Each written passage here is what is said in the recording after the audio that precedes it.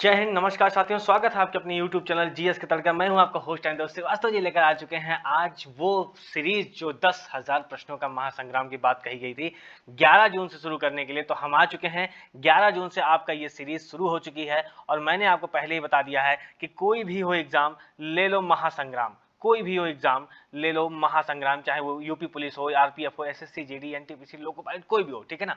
तो चलिए हम शुरू करते हैं। आज हम लेके आए हैं यूपी पुलिस 2019 का मॉडल पेपर है, यानी प्रीवियस ईयर का, और जीके जीएस का पहला क्वेश्चन हम शुरू करने वाले हैं। तो आप जो है हमारे साथ जुड़े रहिए, हम आपके साथ आ रहे हैं इस एग्जाम को लेकर के, ठीक है। चलिए नेक्स्ट है आपका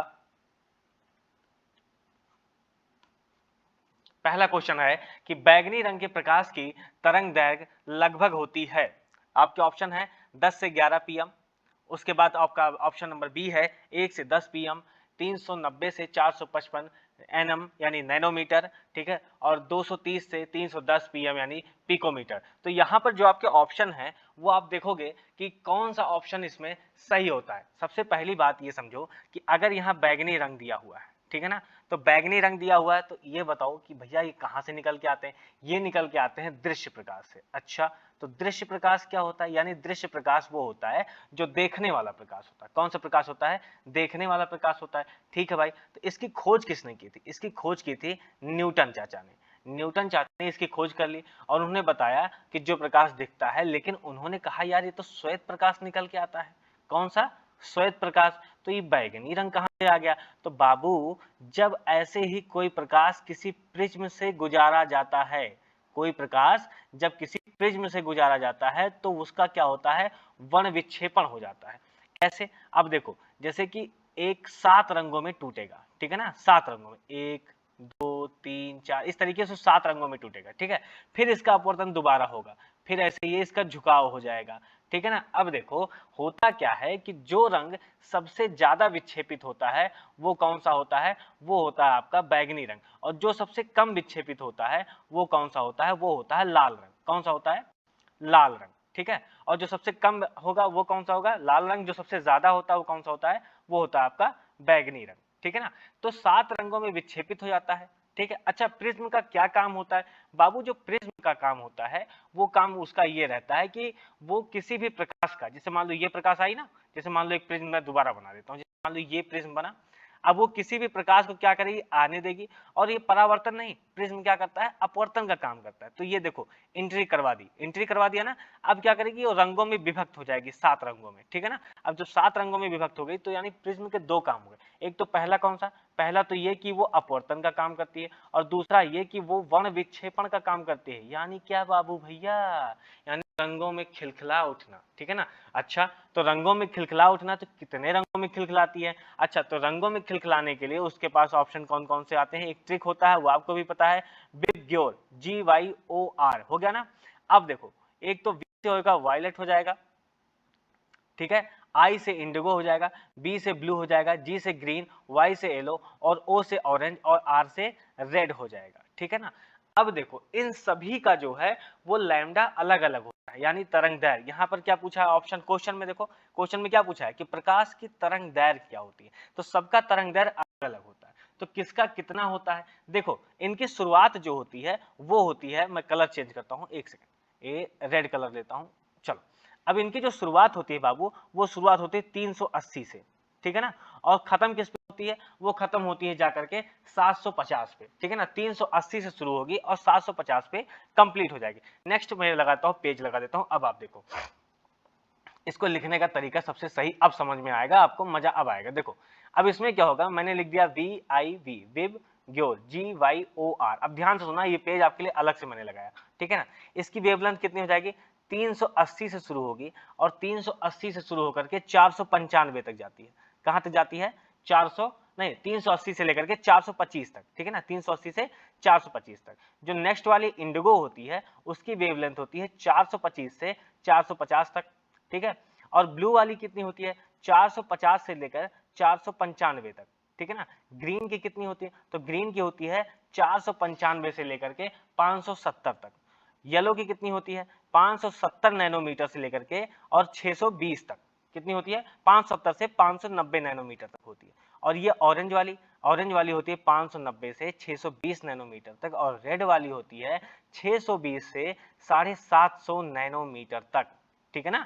नैनोमीटर क्या होता है? नैनोमीटर होता है बाबू, यानी 1 मीटर बराबर होता है 10 की घात -9 नैनोमीटर के बराबर होता है ना। यानी 1 नैनोमीटर किसके बराबर होता है? 10 की घात -9 मीटर के बराबर होता है। फिर से समझना, 1 नैनोमीटर इज इक्वल टू कितना होता है? 10 की घात -9 मीटर के होता है। अब देखो इन सब का क्या हो गया, इन सब का हमने क्या निकाला? ये निकाला है वेवलेंथ, यानी कि तरंग दैर्घ्य। तो अब तुम देखोगे कि तरंग दैर्घ्य किसकी सबसे ज्यादा होती है? सबसे ज्यादा किसकी आ गई है? लाल रंग की। और सबसे कम किसकी है? वो है आपकी बैगनी रंग की। किसकी हो गई सबसे कम? बैगनी रंग की तरंग दैर्घ्य सबसे कम होती है। अब इसमें एक जो पॉइंट है ना, वो पॉइंट आपको याद रखना है। कौन सा पॉइंट याद रखना है? कि जिसकी तरंग दैर्घ्य ज्यादा होगी, ठीक है ना, जिसकी तरंग दैर्घ्य ज्यादा होती है उसकी जो आवृत्ति होती है वो कम होती है। ठीक है ना। यानी कि अब तुम ऐसे समझो कि अगर लाल रंग की तरंग दैर्घ्य lambda R is equal to सबसे ज्यादा है, किससे हो जाएगा? लैम्डा बी से, यानी कि बैगनी वाले से। ठीक है। और अगर हम ये कहें कि यानी फ्रीक्वेंसी अगर हमको निकालनी है, तो फ्रीक्वेंसी नहीं, जो आपकी आवृत्ति होती है उसमें बैगनी की ज्यादा होती है, किससे? लाल वाले से। ठीक है ना। तो आप समझ रहे हो, यहाँ पर बैगनी की आवृत्ति ज्यादा होती है और यहाँ पर लाल रंग की तरंग दैर्घ्य ज्यादा होती है। समझ में आता है? एक पॉइंट और लिखना है। वो पॉइंट कैसे रहेगा? कि जिसका लैम्डा ज्यादा होता है उसकी वेलोसिटी भी ज्यादा होती है। ठीक है। जिसका लैम्डा ज्यादा होता है उसकी वेलोसिटी ज्यादा होती है, और जिसकी फ्रीक्वेंसी यानी आवृत्ति ज्यादा होती है उसका अपवर्तनांक ज्यादा होता है। क्या ज्यादा होता है? अपवर्तनांक ज्यादा होता है। ठीक है ना। अब तुम अगर नेक्स्ट क्वेश्चन पे देखोगे तो तुम्हें क्या समझ में आएगा? देखो पूछा है बैगनी रंग का तरंग दैर्घ्य। देखो इस चीज में ना, जो ये चीज मैंने खींच के बताई है ना, ये कोई नहीं बताएगा, और ये पेपर में आने की सबसे बड़ी संभावनाएं बनती हैं। ठीक है ना। ये आप जरूर याद रखना, जिसका लैम्डा ज्यादा होता है उसकी वेलोसिटी ज्यादा होगी, जिसका आवृत्ति ज्यादा होता है उसका अपवर्तनांक ज्यादा होता है। ठीक है। नेक्स्ट चले। अब उसमें पूछा है क्वेश्चन में कि 380 से 400 आपके 25 के बीच में नैनोमीटर के बीच में होता है क्या? बैगनी रंग का तरंग दैर्घ्य। अब क्वेश्चन देखो, पूछा कि बैगनी रंग का प्रकाश की तरंग दैर्घ्य लगभग कितनी होती है। अब आप देखोगे तो कोई भी ऑप्शन आपको मिलेगा ही नहीं, क्योंकि 10 से 11, 1 से 10, 390 से 455, ये देख रहे हो 390 से 455 है ही नहीं, क्योंकि उसका जो सही जवाब मैंने आपको बताया वो कितना था? 380 से शुरू है और 425 पर ही 425 नैनोमीटर पे जाके खत्म हो जाती है। ठीक है। तो यहाँ पे ऑप्शन सी भी नहीं होगा और ऑप्शन डी तो होना ही नहीं, क्योंकि यहाँ पे देखो मात्रक अलग है, पिकोमीटर है, पिकोमीटर है, ये पिकोमीटर है और ये क्या है? नैनोमीटर है। तो इसमें कोई जवाब सही नहीं है, पहले का कोई जवाब सही नहीं था। ठीक है। चलिए क्वेश्चन नंबर 2 पे आते हैं कि मक्खन का उदाहरण क्या होगा? निलंबन, कोलाइडल घोल, पायस, या फिर आप बताएंगे ऑप्शन नंबर डी है मिश्रण। देखिए इसका सही जवाब क्या हो जाएगा? देखिए मक्खन का उदाहरण क्या हो जाएगा? ऑप्शन नंबर सी इसका सही जवाब हो जाएगा, पायस। ठीक है भाई। अगर पायस है तो पायस क्या होता है? देखो पहली बात आज समझ लो, आज शायद तुम्हें समझा को हम मान ही दें। पायस जो है वो दो तरीके से निकल के आएगा। पायस कैसे होता है? देखो दो तरल का मिश्रण होता है। कौन सा मिश्रण होता है? पायस क्या बोलते हैं? दो तरल का मिश्रण। ठीक है भाई, दो तरल का मिश्रण, चलो मान लेते हैं। देखो एक कौन सा होता है? एक होता है कि पानी में तेल घोल दो, पानी में तेल, ये पहले तरह का होता है। और दूसरे तरह का कौन सा होता है? तेल में पानी, तेल में पानी। ठीक है ना। ऐसे भी होता है। अब देखो मक्खन किसका उदाहरण है? अब जैसे दूध होता है, मान लो दूध आ गया, ठीक है ना, तो दूध किसका उदाहरण है? दूध भी पायस का उदाहरण है। कैसे? इसमें क्या है? इसमें पानी में तेल होता है, यानी पानी में, और बीच बीच में देखोगे ना तो छोटे छोटे वसा टाइप के जो है उसके मॉलिक्यूल्स उसमें दिखाई पड़ते हैं दूध में। जब आप ध्यान से देखोगे, ये जितने भैया लोग दूध देते हैं ना, उनसे पूछोगे तो उनको ज्यादा पता होगा। हाँ वो पायस ना समझ पाए, लेकिन आज वो भी समझ लेंगे कि पानी में क्या होता है? तेल हो जाता है। अच्छा, ऐसे मक्खन हो गया। ऐसे ही क्या होता है आपका जो है, ये क्या नाम है इसको, मक्खन के साथ साथ एक चीज और आती है, याद नहीं आ रहा, तो मक्खन इसमें क्या आ जाएगा? तेल में पानी वाला काम करेगा। यानी मक्खन की मात्रा, यानी वसा की मात्रा, जो फैट की मात्रा जो है ज्यादा होती है और पानी जो है उसमें कम होता है। तो तेल में पानी यानी तेल ज्यादा होगा और पानी कम होता है। तो एक बात समझ में आया कि पायस क्या होता है? पायस होता है दो तरल का मिश्रण। ठीक है ना। अब पायस के एग्जांपल तुम हमेशा याद रखो, कैसे? या तो पानी में तेल होगा या तो तेल में पानी होगा। तो एक बात आपका एग्जांपल दूध भी आ सकता है, मक्खन भी आ सकता है। तो ये किस में आते हैं? ये इसमें अभी आते हैं ना, जब मक्खन। हाँ एक और था, कौन सा? क्रीम वाला। कौन सा था? क्रीम। ठीक है ना।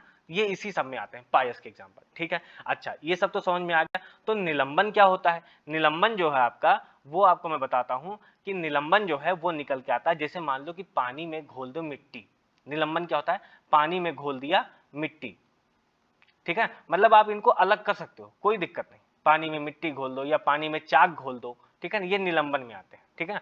कोलाइडल घोल क्या होता है? कोलाइडल घोल ऐसे होते हैं कि किसी मिश्रण में जो भी मात्रा हो वो समान मात्रा में मिलाई जाए, जो भी पदार्थ आपको मिला रहे हो वो समान मात्रा में मिलाए जाते हैं, तो कौन से घोल कहलाते हैं? वो कोलाइडल घोल कहलाते हैं। अच्छा, मिश्रण क्या होता है? मिश्रण बाबू ऐसे होते हैं कि दो या दो से अधिक पदार्थों का जब मिश्रण होता है तो मिश्रण भी दो प्रकार के होते हैं। एक आपका कौन सा निकल के आता है, आपने सुना होगा, एक समांग मिश्रण निकल के आता है, और एक कौन सा निकल के आता है? एक निकल के आता है आपका विषमांग मिश्रण निकल के आता है, ठीक है। चलें, जैसे आपको पानी और चीनी का घोल ले लो, पानी और चीनी का घोल ले लो, पानी और नमक का घोल ले लो, ठीक है ना, ये इसमें आते हैं। समझ में आया? अच्छा, जब इन सबको सीख रहे हो तो एक चीज आप समझो कि यौगिक क्या होता है। देखो, यौगिक जो होता है वो रासायनिक रूप से चेंज हो जाते हैं, जैसे मिश्रण जो है वो रासायनिक रूप से चेंज नहीं होता ना, लेकिन आपका यौगिक जो है वो रासायनिक रूप से चेंज होता है। जैसे कैसे? देखो, जैसे कि अगर आपने Na ले लिया, ठीक है ना, सोडियम ले लिया और क्लोरीन ले लिया। अब सोडियम का क्या है? ये ज्वलनशील पदार्थ है, Na+ जो है वो ज्वलनशील हो जाएगा, और Cl- क्या है? ये विषैला पदार्थ है। लेकिन जब इन्हीं दोनों को मिला दिया जाता है तो क्या बन जाता है? NaCl। अब इसी को लोग चाट चाट के खाते हैं, कहीं दलिया में तनी नमकवा कम डालो, तनी डालो, समझ रहे हो? मतलब इसका गुणधर्म ही चेंज हो गया। यौगिक जो है एक अनुपात में मिलाया जाता है, और मिश्रण का कोई अनुपात नहीं होता। जैसे हवा हो गया तो हवा में कई चीज आ सकती है, धूल भी आ गया, ऑक्सीजन आ गया, नाइट्रोजन आ गया, ठीक है। सारी चीजों का कोई ऐसा मिश्रण नहीं होता कि एकदम फिक्स रेट है, अलग अलग मिश्रण में आ रहे हैं, ठीक है ना। तो हवा जो है मिश्रण में चला जाएगा, लेकिन यौगिक में क्या? यौगिक में एक निश्चित अनुपात में चीजें मिलाई जाती हैं। डन, इतना समझ में आ गया?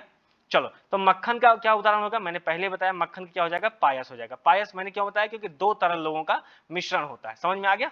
चलो, नेक्स्ट क्वेश्चन है आपका कि निम्न में से किस लवण में क्रिस्टलन जल के अणु नहीं होंगे? क्रिस्टलन जल के अणु नहीं होते हैं, अब आपको यह बताना है। तो देखिए, एक सेकेंड, बस यहां से हो रहा है दिक्कत। हाँ, ठीक है, चलिए, हो गया। निम्न में से किस लवण में क्रिस्टलन जल के 10 अणु नहीं होंगे? अब देखो, क्रिस्टलन जल के 10 अणु नहीं होंगे। ऑप्शन आपका ग्लेवियर सॉल्ट, वाशिंग सोडा, बोरेक्स या फिर एप्सम सॉल्ट। अब ध्यान से देखो, जो ग्लेवियर सॉल्ट होता है इसका फार्मूला क्या होता है? ग्लेवियर सॉल्ट का जो फार्मूला होता है वो होता है बाबू Na2SO4.10H2O, ठीक है ना। अब इसमें देखो, क्रिस्टलन जल के 10 अणु दिखाई पड़ रहे हैं, ये देखो 10 आ गया। वॉशिंग सोडा का फार्मूला क्या होता है? वॉशिंग सोडा का फार्मूला होता है Na2CO3 यानी सोडियम कार्बोनेट डॉट 10H2O। यहां पर भी देखो 10 आ गया, ठीक है। बोरेक्स का फार्मूला क्या होता है? बोरेक्स का फार्मूला होता है Na2B4O7 डॉट 10H2O। अब देखो 10 यहां पर भी आ गया, 10 यहां पर भी आ गया। वो क्या बोल रहा है कि जिसमें 10 वाले अणु नहीं होंगे, 10 अणु नहीं होंगे। अच्छा, ठीक है, तो एप्सम सॉल्ट का फार्मूला क्या होता है? देखो, एप्सम सॉल्ट का फार्मूला होता है MgSO4.7H2O, ठीक है। ये होता है हमारा एप्सम। अब तो इसका सही जवाब क्या हो जाएगा? इसका सही जवाब हो जाएगा आपका एप्सम सॉल्ट। क्या हो जाएगा? एप्सम सॉल्ट MgSO4.7H2, क्योंकि इसमें 10 वाले अणु नहीं आए हुए हैं, ठीक है ना। इसके साथ साथ आपको याद रखना पड़ेगा, एक चीज और पॉइंट में रख सकते हो, वो है आपका ये पॉइंट रहेगा कि भैया, एक सेकेंड, हाँ, इसमें आएगा जैसे कि जिप्सम क्या फार्मूला क्या होता है, पूछते हैं ना कि एप्सम का फार्मूला क्या होता है, जिप्सम का फार्मूला क्या होता है। तो जिप्सम का जो फार्मूला होता है वो होता है आपका CaSO4.2H2O। क्या होता है? CaSO4.2H2O, या फिर बोलते हैं CaSO4.12H2O, ठीक है ना। समझ में आ रहा है? अच्छा, इनका यूज कहां होता है? इनका यूज होता है जैसे कि शल्य चिकित्सा में, जैसे कि मूर्ति बनाने में। किसका फार्मूला, किसका यूज होता है? जिप्सम फार्मूले का ना। तो अब देखो, यहाँ पर दो इंपॉर्टेंट, दो क्या, ये चार के पांचों के पांचों, ये जो आपको पांचों दिख रहा है ना, ये पांचों इंपॉर्टेंट है। कैसे? ग्लोबल सॉल्ट का, वॉशिंग सोडा का, बोरेक्स का, एप्सम सॉल्ट का और जिप्सम का, ठीक है ना। ये पांच के पांचों इंपॉर्टेंट है, पांचों फार्मूला आपके सामने लिख दिया है, और आप इसे जरूर तैयार कर लो भैया, ठीक है। चलो, नेक्स्ट क्वेश्चन पे आता हूं। थोड़ा सा लाइक से सब्सक्राइब भी मार दिया करो यार, मेहनत लगती है, ध्यान से समझना। और पहली चीज भैया, नोटबुक लेके बैठो, जो नीचे नई तुम्हें लगती है ना उसे जरूर नोट करो, क्योंकि ये मॉडल पेपर है, यानी प्रीवियस ईयर ही करा रहा हूं। देखो, वर्ष 1887 में इलाहाबाद विश्वविद्यालय की स्थापना किसने की थी? अब इलाहाबाद विश्वविद्यालय की स्थापना किसने की थी? आपके ऑप्शन कौन कौन से हैं? देखो ध्यान से, doctor Sarvepalli Radhakrishnan, Jonathan Duncan, sir William Muir, और फिर आपके हैं मदन मोहन मालवीय। इसमें कौन है जिन्होंने इसकी स्थापना की है 1887 में? इसका सही जवाब है आपका option number C, sir William Muir ने इसकी स्थापना की थी 1887 में, ठीक है भाई, 1887 में। अच्छा, इससे पहले कौन कौन से कॉलेज खुले थे? इससे पहले देखो 3 कॉलेज खोले गए थे। कौन सा? 1857 में खोले गए थे, ठीक है ना। 1857 में कौन कौन से आए थे? एक तो मद्रास वाला था, एक मुंबई वाला था और एक कलकत्ता विश्वविद्यालय था। तो ये 3 जो है 1857 में खोले गए थे। 1887 में कौन खोला गया था? इलाहाबाद विश्वविद्यालय। अच्छा, इलाहाबाद उच्च न्यायालय की स्थापना कब हुई थी? देखो, इलाहाबाद उच्च न्यायालय की स्थापना हुई है 1866 में, ठीक है ना। कब हुई है? 1866 में। इसकी जो मुख्यालय कहाँ पे है? इसका मुख्यालय है प्रयागराज। और इसकी खंडपीठ कहाँ है? तो इसकी खंडपीठ आप बोलोगे कहाँ पर है? वो है आपका लखनऊ में। डन हो गया। चलो नेक्स्ट क्वेश्चन पे आते हैं कि पहली महिला लोकसभा अध्यक्ष कौन बनी थी? सुषमा स्वराज, मीरा कुमारी, प्रतिभा पाटिल या सुमित्रा महाजन? देखिए, ऑप्शन के हिसाब से अब आपको बताना है इसमें कि पहली महिला लोकसभा अध्यक्ष कौन बनी थी। देखिए, पहली महिला लोकसभा अध्यक्ष बनी थी आपकी मीरा कुमारी। ऑप्शन नंबर बी इसका सही जवाब हो जाएगा। और ये कब बनी थी? देखिए, ये बनी थी आपका 2009 से 2014 के बीच में, ठीक है ना। 2009 से 2014 के बीच में। ये किसकी बेटी हैं? ये बेटी हैं पूर्व मंत्री बाबू जगजीवन राम की। किसकी मंत्री हैं? किसकी बेटी हैं? पूर्व मंत्री बाबू जगजीवन राम की ये बेटी हैं, ठीक है ना। तो मीरा कुमारी कब से कब तक रही हैं? मीरा कुमारी रही हैं 2009 से 2014 तक जो है इसमें रही हैं, ठीक है ना। अच्छा, सुमित्रा महाजन कब से कब तक रही हैं? तो सुमित्रा महाजन जी रही हैं 2014 से 2019 तक लोकसभा स्पीकर यानी लोकसभा अध्यक्ष रही। प्रतिभा पाटिल जी कौन है? ये हमारे देश की प्रथम महिला राष्ट्रपति है। कौन है? प्रथम महिला राष्ट्रपति है, ठीक है। कब तक रही है? 2007 से 2012 के बीच तक, 2007 से 2012 तक ये रही हैं। सुषमा स्वराज जी, देखिए सुषमा स्वराज जी जो है वो दिल्ली की पहली महिला मुख्यमंत्री रही हैं। कहाँ की? दिल्ली की। कब रही हैं? 1998। ये ज्यादा नहीं, सिर्फ 2 महीने तक रही थी, अक्टूबर, नवंबर और दिसंबर के बीच में। अक्टूबर, नवंबर और दिसंबर, 3 दिसंबर तक आते आते ये हटा दी गई थी, ठीक है। चले नेक्स्ट क्वेश्चन पे आते हैं। क्वेश्चन नंबर आपका है 6 कि वर्ष 2017 में उत्तर प्रदेश के मुख्यमंत्री के रूप में कौन चुने गए थे? देखिए, ये क्वेश्चन तो पुराना हो गया। गोविंद वल्लभ पंत, योगी आदित्यनाथ, अखिलेश यादव या फिर मायावती? देखिए, वर्ष 2017 में उत्तर प्रदेश के मुख्यमंत्री के रूप में इसका जो ऑप्शन होगा वो ऑप्शन होगा आपका ऑप्शन नंबर बी है, योगी आदित्यनाथ जी, ठीक है ना। ये कहां से हैं? ये थे गोरखपुर के, पहले ये सांसद जी थे। कहां थे? गोरखपुर से पहले ये सांसद थे और बाद में फिर ये उत्तर प्रदेश के मुख्यमंत्री बने वर्ष 2017, ठीक है ना। इसके साथ साथ आप समझेंगे गोविंद वल्लभ पंत जी का नाम आया। अभी तो देखिए, एक कार्यकाल योगी आदित्यनाथ जी ने पूरा किया 2022 में और फिर अगला कार्यकाल उनका शुरू हो चुका है, ठीक है ना। एक तो ये 2017 में 17वीं विधानसभा में थी और 18वीं विधानसभा में मुख्यमंत्री बने हुए हैं, ठीक है। गोविंद वल्लभ पंत की बात करें तो गोविंद वल्लभ पंत जी जो है हमारे यूपी के ये पहले सीएम है, ठीक है ना। इनका जन्म कहाँ हुआ है? इनका जन्म भी कहाँ हुआ था? उत्तराखंड में हुआ था। कहाँ हुआ था? उत्तराखंड में, ठीक है ना। योगी आदित्यनाथ जी का भी जन्म कहाँ हुआ था? उत्तराखंड में। और इनका योगी आदित्यनाथ जी का नाम क्या है? वो सही नाम है इनका अजय कुमार बिष्ट। क्या नाम है इनका? कभी कभी हो सकता है पूछ ले, लेकिन तैयार रहो, अजय कुमार बिष्ट, ठीक है ना। गोविंद वल्लभ पंत का भी जन्म कहाँ हुआ है? ये यूके में यानी उत्तराखंड में। अरे वो यूनाइटेड किंगडम नहीं दादा, नहीं सीरियस हो जाओ एकदम से। यूके यानी उत्तराखंड में हुआ, ठीक है ना। और गोविंद वल्लभ पंत जी को 1957 में भारत रत्न से नवाजा गया था। किससे? कौन सा पुरस्कार मिला है? भारत रत्न इनको मिला हुआ। किसको? गोविंद वल्लभ पंत जी को मिला हुआ। डन। चलिए नेक्स्ट क्वेश्चन पे आते हैं। क्वेश्चन नंबर है आपका 7 रहेगा कि निम्नलिखित में से उत्तर प्रदेश राज्य पक्षी कौन सा है? उत्तर प्रदेश राज्य का पक्षी कौन सा है? आपके ऑप्शन है तोता, गरुड़, राम चिरैया या फिर सारस। देखो, इसका सही जवाब क्या हो जाएगा? इसका सही जवाब है आपका ऑप्शन नंबर डी, सारस जो है वो क्या है? उत्तर प्रदेश का राजकीय पक्षी है। तो उत्तर प्रदेश का राजकीय पक्षी कौन हो गया? सारस हो गया। अच्छा, उत्तर प्रदेश का राजकीय पशु कौन सा है? तो जब उत्तर प्रदेश का राजकीय पशु पूछेगा तो क्या हो जाएगा? वो है आपका बारहसिंगा। क्या हो जाएगा? बारहसिंगा, ठीक है। राजकीय वृक्ष कौन सा है? तो राजकीय वृक्ष कौन सा है? अशोक जो है वो राजकीय वृक्ष है। अच्छा, राजकीय फूल कौन सा है? तो राजकीय फूल है आपका कमल। कौन सा है? कमल जो है वो राजकीय फूल है, ठीक है ना। इतना समझ में आ गया। चलिए नेक्स्ट क्वेश्चन पे आते हैं। क्वेश्चन नंबर 8 है कि वर्ष 1937 से लेकर के 1950, इंपॉर्टेंट क्वेश्चन है, उत्तर प्रदेश को किस नाम से जाना जाता था? देखिए, इसका सही जवाब क्या हो जाएगा? पहले ऑप्शन सुनो। उत्तर, ऑप्शन बी है संयुक्त प्रांत, ऑप्शन सी है उत्तर प्रांत या ऑप्शन डी है आपका रामकृष्ण प्रदेश। देखिए, क्वेश्चन नंबर 8 का सही जवाब हो जाएगा आपका ऑप्शन नंबर बी, संयुक्त प्रांत। क्या हो जाएगा? संयुक्त प्रांत को, यानी 1937 से लेकर के 1950 तक उत्तर प्रदेश को संयुक्त प्रांत के नाम से जाना जाता है। ठीक है भाई। लेकिन अब आप देखोगे कि उत्तर प्रदेश का पुराना नाम भी रहा है। जैसे 1836 में जो है उत्तर प्रदेश को कहते थे उत्तर पश्चिम प्रांत। क्या बोलते थे? उत्तर पश्चिम प्रांत। ठीक है ना। और फिर 1877 में इसका नाम बदला, उसको फिर बोले गए उत्तर पश्चिम प्रांत और अवध। क्या बोलते थे? और अवध। फिर 1902 में इसका दूसरा नाम रखा गया। इसका दो नाम आया, एक आगरा, देखो एक आया आगरा और दूसरा आया आगरा एवं अवध का संयुक्त प्रांत। आगरा एवं अवध का संयुक्त प्रांत। ठीक है ना। और फिर जाकर के ये चेंज हुआ, एक नाम आया 1937 में। 1937 में तो यही बता दिया आपका, क्या नाम रखा गया? संयुक्त प्रांत। केवल क्या रखा गया? संयुक्त प्रांत। और फिर जाकर के 24 जनवरी 1950 को, 24 जनवरी 1950 को क्या नाम रखा गया? उत्तर प्रदेश। ठीक है ना। 24 जनवरी 1950 को इसका नाम क्या पड़ गया? उत्तर प्रदेश। अच्छा, 24 जनवरी को, प्रत्येक साल 24 जनवरी को क्या मनाया जाता है? तो मनाया जाता है आपका राष्ट्रीय बालिका दिवस। क्या मनाया जाता है? राष्ट्रीय बालिका दिवस। और प्रत्येक साल 25 जनवरी को क्या मनाया जाता है? तो ये मनाया जाता है मतदाता दिवस। क्या मनाया जाता है? मतदाता दिवस। ठीक है।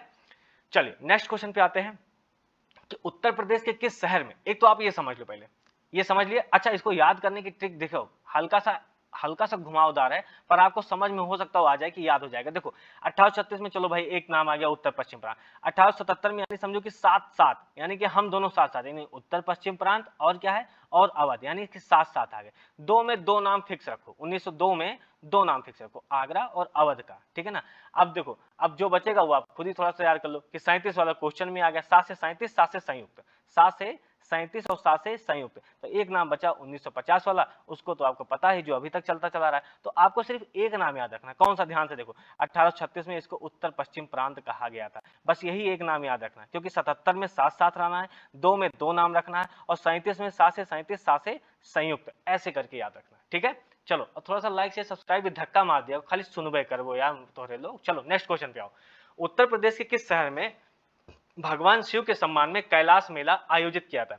आगरा, वाराणसी, कानपुर या फिर आपका लखनऊ? देखिए इसका जो सही जवाब हो जाएगा वो क्या हो जाएगा? भगवान शिव के लिए आप कौन सा लेके आएंगे? ऑप्शन नंबर ये हो जाएगा आपका आगरा। आगरा में और कौन कौन से मेले लगते हैं? देखो आगरा में देखो, एक तो ताज महोत्सव भी लगता है। कौन सा महोत्सव लगता है? ताज महोत्सव लगता है। और ताज महोत्सव के अलावा फिर एक मेला लगता है सुलह कुल वाला। सुलह कुल ये हिंदुओं मुस्लिमों के लिए मिक्स होता है। ठीक है ना। एक आता है राम बारात, ये कहाँ पे लगता है? ये भी आगरा में लगता है। ठीक है ना। वाराणसी में एक है गंगा दशहरा, ध्यान से देखना, वाराणसी में क्या है? गंगा दशहरा। और एक वाराणसी महोत्सव है, तो नाम से ही पता चल जाएगा। कानपुर में एक आता है बिठूर गंगा महोत्सव। कानपुर में कौन सा आता है? बिठूर गंगा महोत्सव। ठीक है ना, बिठूर गंगा महोत्सव। अच्छा, बिठूर कानपुर में है। बिठूर किस महर्षि के लिए फेमस है? बिठूर जो है वो महर्षि वाल्मीकि का आश्रम रह चुका है। कहाँ का है? महर्षि वाल्मीकि का आश्रम भी रह चुका है। ठीक है ना। लखनऊ में कौन सा है? लखनऊ में लखनऊ महोत्सव चलता है। लखनऊ में कौन सा महोत्सव चलता है? वो लखनऊ। ये तो नाम से ही आपको पता चल जाएगा, इसमें कोई दिक्कत नहीं। ठीक है। नेक्स्ट आपका कैसा रहेगा? अच्छा, इसमें जो टॉपिक है ना, वो पॉइंट देखो आप, जैसे मान लो गंगा दशहरा आ गया ना, तो अगर गंगा दशहरा तो सिर्फ वाराणसी का है, लेकिन अगर कानपुर का आ गया तो आएगा बिठूर गंगा दशहरा या बिठूर गंगा महोत्सव, ऐसे बोलते हैं उसपे। तो जब बिठूर आ जाए तो आप ऐसे ही समझ जाओ बिठूर किसके लिए था? वो रामायण में जो महर्षि वाल्मीकि थे, ये उनका आश्रम कहाँ था? बिठूर में ही था। डन हो गया। नेक्स्ट क्वेश्चन आपका है कि उत्तर प्रदेश में सबसे लंबी नहर कौन सी है? देखो ध्यान से, ऑप्शन है आपका आगरा नहर, शारदा नहर, ऊपरी गंगा नहर या निचली गंगा नहर। देखो उत्तर प्रदेश में सबसे लंबी नहर कौन सी है? वो है आपकी शारदा नहर। शारदा नहर जो है वो उत्तर प्रदेश की सबसे लंबी नहर है। ठीक है ना। इस नहर से जो है, ये नहर जो है काफी जिलों को कवर करती है। जैसे मान लो पीलीभीत हो गया, फिर बरेली हो गया, इधर आप आ जाओगे तो हरदोई हो जाएगा, बाराबंकी हो जाएगा, लखनऊ हो जाएगा, यहाँ तक कि वो प्रयागराज तक पहुंच जाती है। कौन? ये आपकी शारदा नहर। इतनी लंबी नहर है, इसका कवर जोन इतना लंबा है, और इसकी जो लंबाई है ना, वो चलती है आपकी 938 किलोमीटर। सबसे लंबी नहर यही है। ठीक है ना। अच्छा, ऊपरी गंगा नहर की जो लंबाई है वो 342 किलोमीटर। कितनी है? एक सेकंड रुक जाओ, हाँ, लिखने में थोड़ा प्रॉब्लम हो रहा है। आज पहला दिन है बाबा। 342 किलोमीटर। ऊपरी गंगा नहर कितनी है? 342 किलोमीटर। अच्छा, निचली गंगा नहर ये तो नॉर्मल 100 किलोमीटर, इसमें कोई नहीं। आगरा नहर ये लगभग 230 किलोमीटर है। तो ये सब नहीं पूछने वाले, तुमसे ये सब नहीं पूछा जाएगा। इतना पूछा जाएगा कि उत्तर प्रदेश में सबसे लंबी नहर कौन सी है। अभी भी यही चल रही है, कौन सी? शारदा नहर। और इसकी अब लंबाई पूछ सकते हैं, क्योंकि ये इनका क्वेश्चन हो चुका ना कि सबसे लंबी नहर कौन सी है। अब वो पूछ सकते हैं कि शारदा नहर की लंबाई कितनी है। तो क्या है आपकी? 938 किलोमीटर। ठीक है ना? कितनी हो जाएगी? 938। अच्छा ठीक हो। अब देखो 25 मिनट की वीडियो बन गई। कल से मैं थोड़ा जल्दी करूंगा कि क्वेश्चन को और तेजी से कवर करूं, लेकिन आपको बाय डायरेक्ट जैसे होता है ना कि और डायरेक्शन में लेकर के आपके नोट्स को थोड़ा सा और मजबूत बनाने का प्रयास कर रहा हूं। इसलिए कोशिश थोड़ा सा लेट हो सकता है, 25 मिनट 30 मिनट की वीडियो पड़ सकती है। पर आपका जो मैं मॉडल पेपर जो प्रीवियस ईयर कराऊंगा वो एकदम ठोस कराऊंगा। आप जरूर नोट्स लेके बैठो, ठीक है ना? और अपने दोस्तों के साथ शेयर करो, लाइक शेयर सब्सक्राइब जरूर करना। आज ये पहला दिन था क्योंकि हम लोग थोड़ा सा इस पे काम कर रहे हैं, तो थोड़ा सा प्रॉब्लम आ सकती है, लेकिन आगे से और अच्छा होगा। आप सपोर्ट करते रहिए। Thank you. जय हिंद। इनकलाब जिंदाबाद।